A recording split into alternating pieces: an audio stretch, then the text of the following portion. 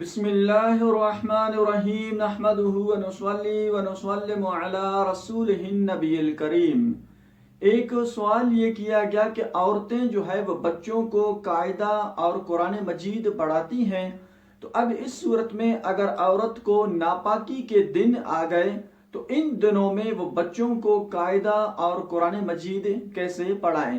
دیکھیں، عورتیں جو ہیں وہ بچوں کو قاعدہ ان دنوں میں پڑھا سکتی ہیں، اس لیے کہ قاعدے میں الگ الگ الفاظ ہوتے ہیں، جس طرح کے خلقہ، رزقہ، عملہ، اسی طرح کے الفاظ ہوتے ہیں اور یہ قرآن نہیں کہلاتا۔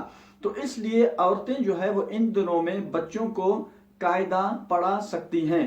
البتہ بعض اوقات جو ہے قاعدوں میں قرآن کی مکمل آیات بھی ہوتی ہیں، تو اب اس صورت میں عورتیں جو ہے وہ قرآن کی آیات کو نہ پڑھیں بلکہ بچوں سے قرآن کی آیات کو پڑھوائیں اور پھر ان بچوں کو ہاں اور نہ میں جواب دیں، لیکن عورتوں کو قرآن کی آیات پڑھنے کی اجازت نہیں ہوگی۔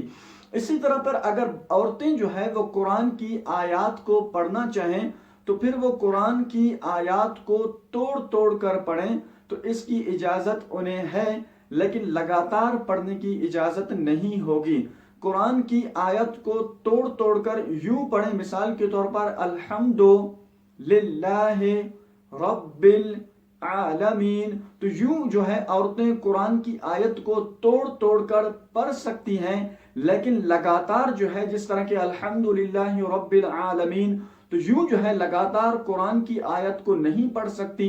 اگر قرآن کی آیات کو پڑھنا چاہیں تو پھر اس صورت میں اس آیت کو توڑ توڑ کر یعنی الگ الگ کر کے پڑھیں، تو اس کی اجازت انہیں ہے۔